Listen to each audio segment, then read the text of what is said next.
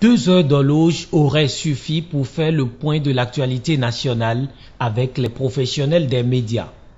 2 heures au cours desquelles 2 sujets majeurs ont été abordés par le ministre de la Communication pour éclairer la lanterne des professionnels des médias sur les mesures prises par le gouvernement pour contrer la propagation du Covid-19 et le processus électoral en cours.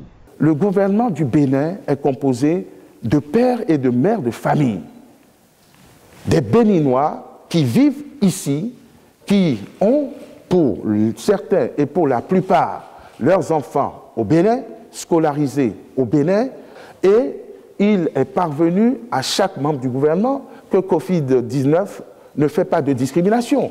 On a examiné la situation ou la solution des couvre-feux, on a examiné, et fort de nos réalités économiques, c'est-à-dire de la faiblesse structurelle de notre économie, du mode de vie de nos compatriotes, qui ne sont pas forcément enclins à aller vers des solutions extrêmes, du peu d'équipement, le gouvernement, sous l'impulsion de son leader, a décidé de prendre les mesures adaptées à notre situation.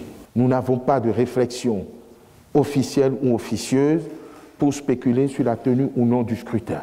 Nous sommes dans l'optimisme que nous parviendrons à vaincre à temps Covid-19, à surmonter les perturbations de cette pandémie qui menace le monde entier. Nous espérons que les mesures prises vont être allégées aux dates d'évaluation et que, quelles que soient les perturbations causées par Covid-19, nous pourrions tenir les élections à bonne date. Nous sommes en guerre contre un ennemi invisible et face à cette situation, nous devons avoir une union sacrée que d'alimenter des polémiques ou d'en faire des récupérations politiques, a dit le ministre Alain Sourou Oronla, tout en précisant. Et c'est là où nous faisons exception.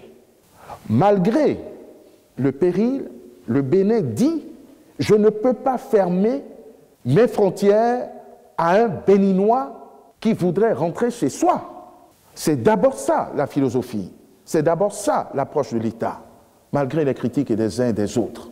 À travers ces informations officielles et nécessaires, le ministre de la Communication et de la Poste a exhorté les professionnels des médias à produire des articles de bonne facture au sein des différentes rédactions.